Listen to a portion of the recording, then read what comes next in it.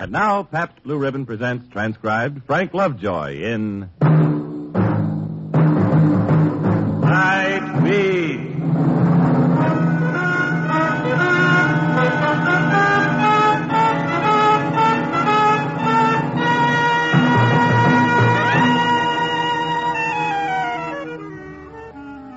Hi, this is Randy Stone. I cover the night beat for the Chicago Star. Chicago's that big town in Illinois, you know, the one with the king-sized hangover. We're doing a pretty good job of putting the hotels back together and airing out the amphitheater and sweeping up the rubble of the disputed delegations. But don't get any ideas about starting a demonstration. We're still a little edgy. Yes, our town is exhausted, maybe even a little disillusioned. The big story's over, and we're long on heat and humidity and short on tempers.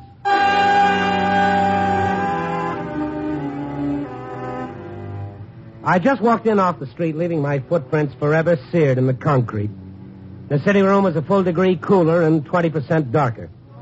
By the time my eyes adjusted, I could see Gil Lovett, the sports editor, reading the final edition at his desk. No one else was around. It figured it was 6 p.m. The day side of the staff had gone home to a cool drink. Oh, hi, Randy. Hi, Gil. How'd the Cubs do? Split the doubleheader. The Sox? Call rain in Boston. Well, let's go to Boston. Randy, you didn't happen to read my column today, did you? You read mine? No. Well, it's a standoff. Why? What's with your column? That's a crazy story I got mixed up in. Wait a minute, I'll read it to you. It's down here at the bottom. Maybe you can figure an angle on it. Beats me. That's funny. The last item of the column, it isn't here. Well, it's been hot. Maybe you imagine. No, wait a minute. I saw the proof on it about noon today. It was in then. There's something goofy about it. Yeah, it sounds like. Oh, hi, Dutch. Through for the day, huh? All through, Mr. Stone. Good night. Night, Dutch. Wait a minute, Dutch. You have anything to do with this? Good night, Mr. Lovett. No, I said hold it. Don't bark your orders at me. Well, I'll bark plenty. You yanked that story out of my column, didn't you? After I saw the proof, you pulled the item out, didn't you? I told you not to print it, Mr. Lovett. And I told you it was none of your business. You stick to your composing room job. I handle the sports side. Then watch how you handle it, what you print. Well, you crazy old fool, I'll break your neck. Take it easy, Gil. Oh, don't frighten me, you brave young man. Dutch, put down that paperweight. I'll put it down on me. Hey, Dutch! Mr. Stone. You stay out of this, Randy. I'll handle it. No, leave him alone. Now, come on, the both of you. Break it up. I don't know what the beef is, but this won't settle it. What he brings, it is very wrong. You're cockeyed. Innocent people can be hurt by it. You will do no good and very much harm. Okay. You better go on home, Dutch. I'll go home, Mr. Stone. But you should not interfere. Sometimes it is very dangerous to interfere. Yeah. Good night, Dutch. Don't do it again, Mr. Stone. Well, okay, Gil. What's it all about? You know, that guy would have killed me. You know that? He was pretty sore. I've never seen him like that. Yeah. Devil of it is, I like old Dutch, but he's way off base pulling a story of mine out of my column. What is this story? Well, there's this kid, see, and I still don't figure Dutch in it anywhere, but Point killer. Yeah. Whose phone is it? It's mine. Wait, will you? I want you in on this. Sports desk, Lovett. Oh, yeah, Denny. He's there now? Hello? Yeah, you bet I will. Yeah, thanks. I'll be right over. I'll be doggone. Well, okay, now, so there's this kid. Now, what about him? That call. I'll do better than tell you about it. I'll show you about it. Come on.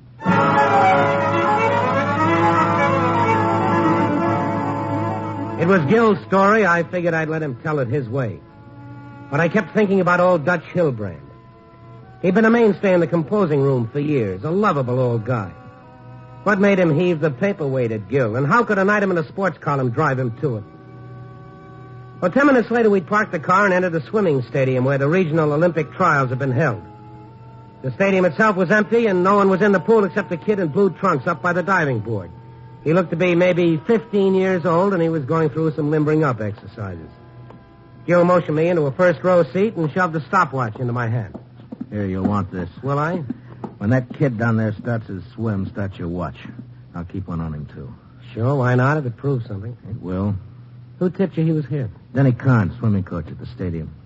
Yeah, kid's about ready now. Watch it. What, is this the story? This is part of it. I don't know much about championship swimming. I didn't have to see that this kid was cutting that water fast with a powerful stroke. I kept my eyes on him, except to notice that Gil watched only the stopwatch he held. That's it, clock it.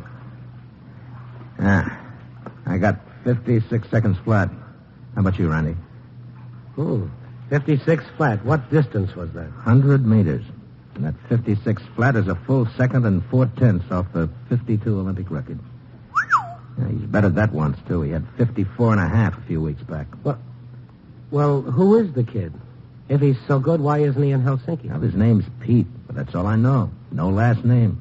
He's never with any kids his age or anyone. How'd he do in the Olympic trials? He wouldn't even enter them. He could have beat out the best of them. He was a cinch for the team, but he wouldn't try out.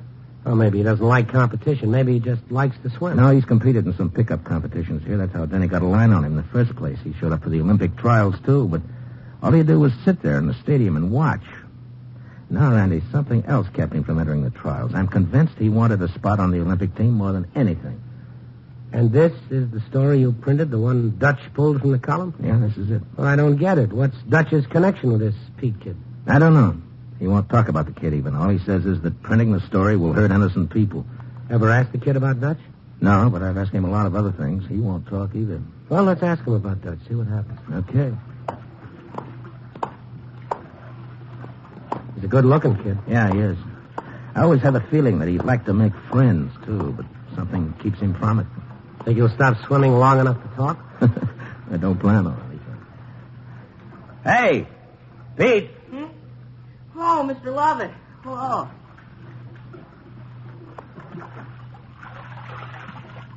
Hi. Like to have you meet a friend of mine, Pete. This is Randy Stone. Oh, Hi, Pete. I just watched you swim. You look great. well, thanks. How was the time? Or did you notice? 56 flat. Well, that's not bad, I guess. Nobody at Helsinki touched it. Well, I'm glad you liked it, Mr. Stone. Pete, I wonder if you happen to know a friend of mine who works on the Star, Dutch Hilbrand. Well, I don't know anybody. Sure you don't know Dutch? He's a fine old guy. No, I don't know him. Look, leave me alone, will you? Just please leave me alone. What? Wait a minute. Pete, we want to help you. Well, you going to leave him alone or swim after him? The devil with him.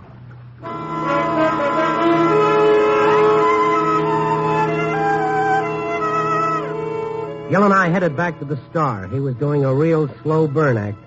We were both doing a lot of thinking. I never heard of an American kid, or any other kind of kid for that matter, who'd pass up a chance to go to the Olympics. There has to be a good reason. Whatever the reason was, it had something to do with old Dutch Hilbrand. Why would the old man care? What was it to him? Randy, I think I'll go up to the office with you and call Farley. What can Farley do about it? Well, he can fire him. Oh, come on, hold on a minute. You don't want to get old Dutch fired. He's a sweet guy. He's an old... Yeah, sure, he's great, but he can't go pulling stuff out of my column and get by with it, that's all. You let a thing like this get out of hand... Yeah, I know. Look, Gil, you're right. Old Dutch hasn't any business doing what he did, and it also isn't like him to do it. Dutch is too good a newspaper man to pull a stunt like that unless he was desperate. Well, what do you want me to do, forget it? No, of course not, but why don't I go to Dutch? Maybe he'll talk to me. He told you to stay out of it. Yeah, I know, but I don't believe him. Well, suppose he won't talk to you. Well, you can go to Farley or do whatever you want to do about it. I'll call you at home as soon as I know anything.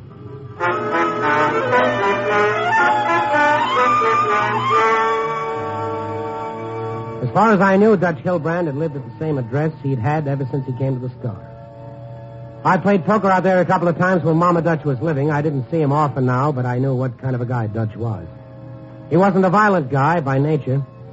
And if he risked his job and the chance of ever getting another newspaper job, there was something pretty big behind it. I knocked a long time before anyone answered. Yes? What is it? I'm looking for Dutch Hilbrand. Is he home? Why, who are you, may I ask? I'm Randy Stone. I'm a friend of his. Who are you? It isn't important who I am. Dutch is not here. He isn't, huh? You know, you look a lot like a youngster I saw a while ago. Boy, about 15. His name was Pete. Dutch is not here. I don't know where he is or when to expect him. Well, he'll probably come home sometime. I think I'll wait for him if you don't mind. But he may be quite late. I don't know any reason for you to wait for him. Well, it's a pretty important reason. It's important to Dutch, or I wouldn't wait. You say you are a friend of his. I wouldn't be here if I weren't. This important reason you have for seeing him, waiting for him. You could tell me this? I could tell Dutch, that's all. I see. I don't know. Let him in, Abby. Papa? It's all right, Abby. I'll talk to Mr. Stone. You are sure, Papa? Don't worry, Abby. Come in, Mr. Stone. Thanks, Dutch. You sit down. Make yourself at home. I'll be with you in a moment. Sure, swell, Dutch. Come along, Abby.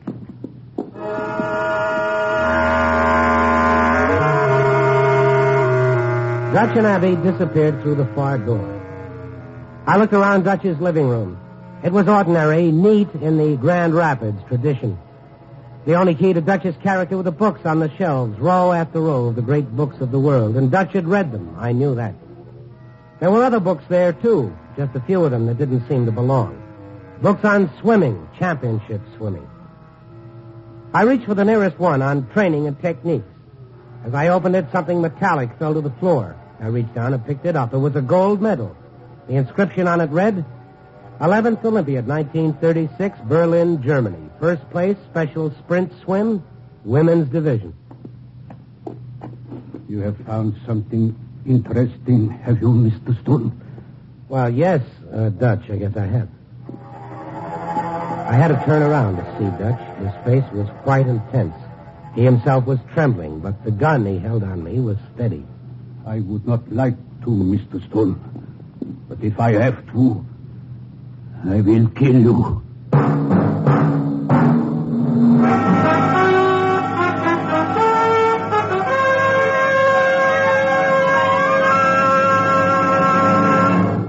We return in just a moment to Night Beat, starring Frank Lovejoy as Randy Stone. Remember a few months back how you used to catch yourself daydreaming about warm, wonderful vacation days ahead? Well, they're here. Yes, it's time to enjoy the outdoors, to lay a tablecloth on a patch of green grass and feast on good foods and good beer, too. Smooth, delicious Pabst Blue Ribbon, of course. Here's one beer that's taking to the outdoors this summer. Out to the country. Fishing, beach parties, barbecues. Wherever you enjoy yourself, you'll want to enjoy tall, foaming glasses of Pabst Blue Ribbon beer. And say, listen to this hint for your summer fun. Here's a list of foods to choose for picnics, parties, barbecues. Campbell's Pork and Beans. Farmer's Treat. Borden cheese. Ritz Crackers with Frankfurters. And, of course, Pabst Blue Ribbon. You'll find that food tastes better by far if you serve them with foaming PBR. What'll you have? Pabst Blue Ribbon. What do you have? Pabst Blue Ribbon. What'll you have? Pabst Blue Ribbon. Pabst Blue Ribbon beer. Smoother flavor. Finer beer that millions favor. Taste that smoother flavor. Pabst Blue Ribbon beer. Tomorrow, for sure, pick up several convenient Pabst Blue Ribbon Handy 6 cartons packed with 6 space-saving cans. Or get the money-saving case of 24. Any way you buy it, in bottles or in cans, it's always the same. Smooth, sociable, satisfying Pabst Blue Ribbon.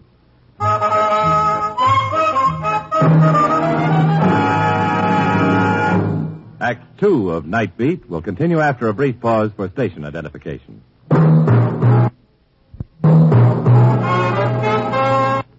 This is NBC, the national broadcasting company.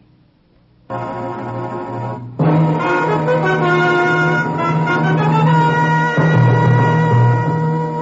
now back to Night Beat and Randy Stone. I've looked down the wrong end of an automatic a few times in my life, but I've never made a complete adjustment to it. Dutch's voice was quiet, but everything choked up behind it in a kind of controlled desperation. At that moment, if I made any kind of a move, I was a cinch for a chest full of lead. You should not have found the medal, Mr. Stone. You should not have come here in the first place. I warned you not to interfere. Well, everybody makes mistakes. Yours is a very serious one. You must see that. I don't see anything except that automatic in my face. I came here for one reason. I tell you better make your peace with Gil about pulling that story from his column. If he goes to Farley about it, it'll probably cost you your job. And coming here, Mr. Stone, stumbling into the middle of this, will probably cost you your life. But why, Dutch? Why do you have to kill me? Why do you want to kill Gil? It's gone too far.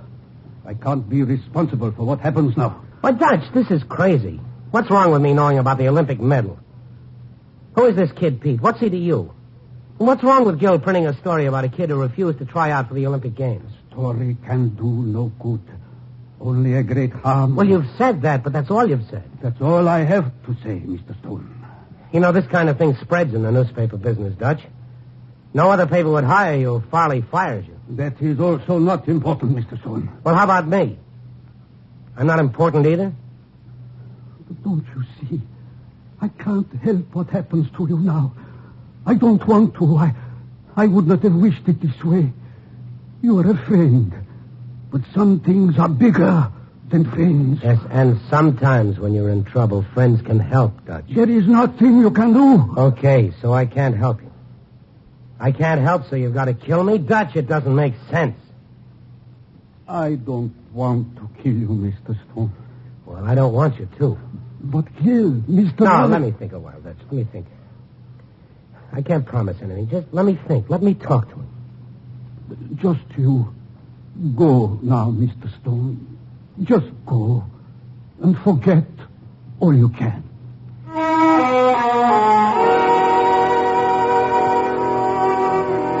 I called Gil and told him to meet me at the store. I couldn't forget much about old Dutch Hillbrand. I didn't know much, but I couldn't forget that something desperate drove him to threaten to kill me. The woman, Abby, and Pete, and the kid who looked like her were still unknown quantities. I told Gil about the Olympic gold medal. You sure it was the 36 Olympics? Yeah, it was in Berlin. The medal was for first place in the special sprint swim, women's division. Well, we can check all that right now. Olympic section. Swimming. Men's division. Women's division. Here it is. Special sprint swim, first place, Abby Hillbrand, Holland. That's it. Dutch called her Abby. She must be his daughter. He never mentioned having a daughter. Could be his wife, I guess. No, I knew her. She's dead. Okay, so it's his daughter. How about Pete, then? Well, Abby's son, maybe. They look a lot alike. Come on, let's check the morgue. There ought to be something on her if she won an Olympic title. Well, it's worth a try.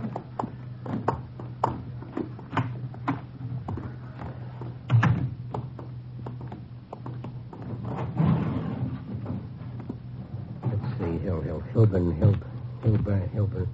Here it is. Hillbrand Abbey. Won gold medal in 1936 Olympics in Berlin at the age of 19. Gave up brilliant swimming career to marry Karl Kopek, a Czechoslovakian official at that time attached to the Czech embassy in Amsterdam. June 25th, 1937, gave birth to a son, Peter Kopek. Resides in Prague, Czechoslovakia. So Pete's his mother's son. No wonder he's a swimming fool. He probably cut his teeth on her Olympic medal. Karl Kopek. I've heard that name. Yeah, he's probably in the file, too. All right, he should be. Let's see. Here he is. Kopek Karl, official in the Ministry of Information, Prague, Czechoslovakia. Winner of Stalin Medal for promoting Soviet friendship throughout Czechoslovakia. Nice fellow. Yeah. So Pete couldn't compete for the American Olympic team because he isn't an American. I wish there was all there was to that story. Well, what do you mean? Well, Dutch didn't threaten to kill me because Pete's just an alien. He's the son of a red official. The good chance is Pete and Abby are in the country illegally. If it isn't that, it's something close to it. Why all the secrecy? Why the panic at being discovered? Hey, you're right. What do we do now?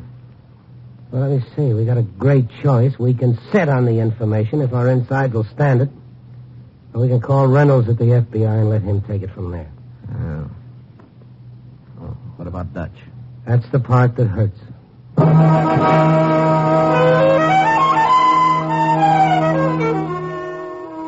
We kicked it around, Gil and I, the pros and the cons, and such facts as we knew against our friendship for Dutch. I guess there aren't any easy decisions in a deal like that. But there is something called duty that's got to go ahead of personal sympathy. Reynolds was a good guy and a smart one. I had to know more than I did. I had to be sure. I called Reynolds. Sure, we know about her. Abby Hilbrand Kopek. She and her son Peter made an illegal entry into the country several years ago, probably through Mexico. We're not certain on that. She works in bakeries in various places under various names. When we move in, she moves out. Well, how does she travel? Last time, she rented a car and abandoned it. If you caught up with her, have you any beef with her except the illegal entry? We don't need a lot more than that. You'll probably deport her, huh? Her and the kid? Well, that depends. The immigration authorities would have to hear a case. She'd be given a chance to talk. We don't railroad them. Depends on the merit of each individual case. Yeah. Look, Reynolds, I can give you a line on her, but first I want to fill you in on some things.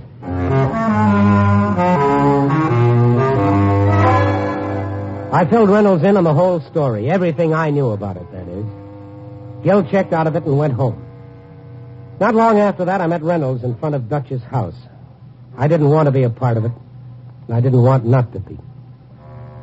I've been here a while. There's not a light in the place.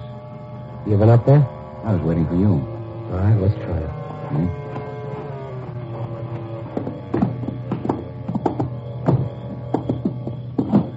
All the shades are drawn. I could still be here. Dutch! Dutch! It's Randy Stone. I think they beat it. Even from the outside, you can tell when a house is empty. I guess you're right. But Dutch doesn't have a car. If they're really running, I doubt they'd trust friends or public transportation. I wonder, you don't suppose she'd try that car rental deal again? You worked for her last time. There's a car rental agency a few blocks from here. We can check it. Okay, let's go. Reynolds, running away like this doesn't look good for him, does it? No, Stone, it doesn't look good.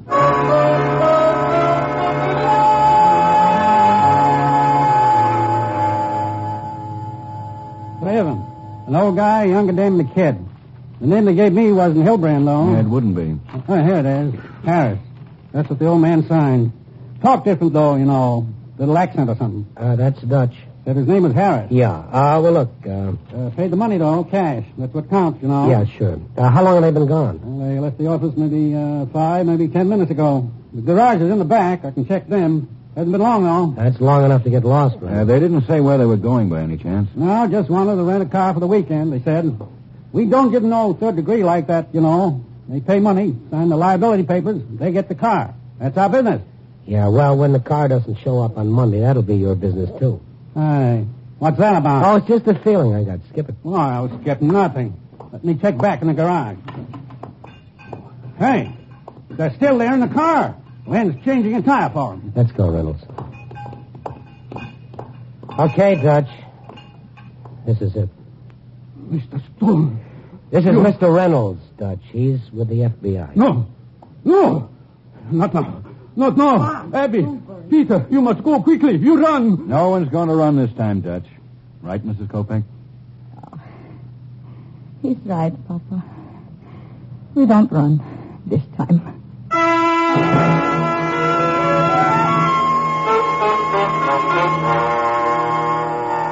It was a beaten little crew that trooped into Reynolds' office 10 minutes later.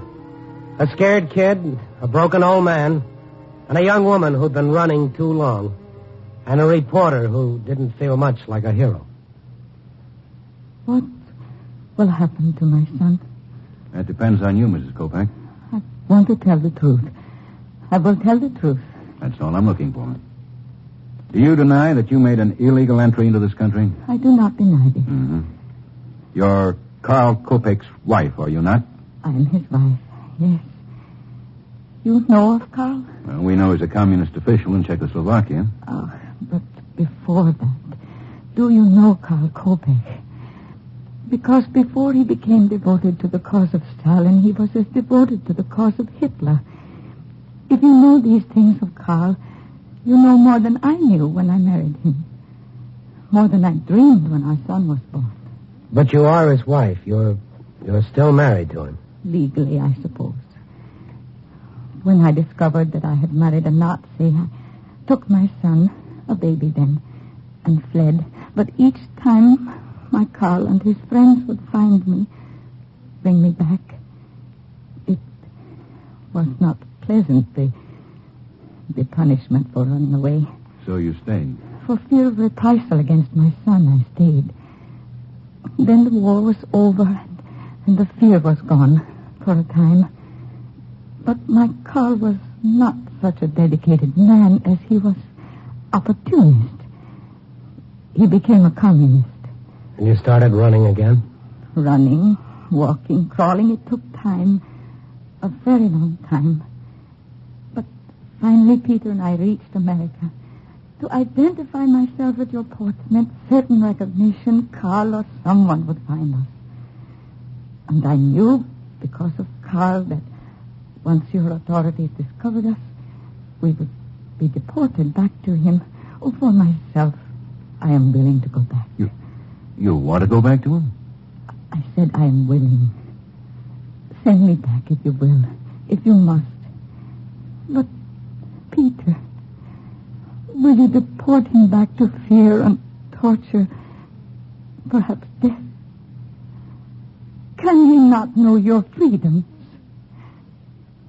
Must he be lost?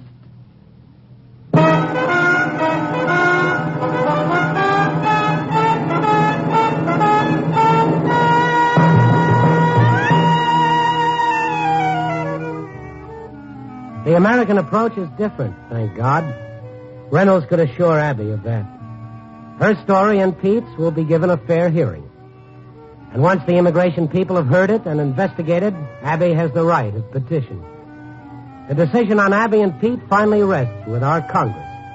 And if their case has the merit it seems to have, she and Pete can one day become American citizens without fear of reprisal. Pete's young. He may make the Olympic swimming team yet. You know, now that I look back on it, maybe those political conventions of ours weren't so bad after all. At least 150 million Americans get the chance to watch the proceedings and judge for themselves. Copy, boy.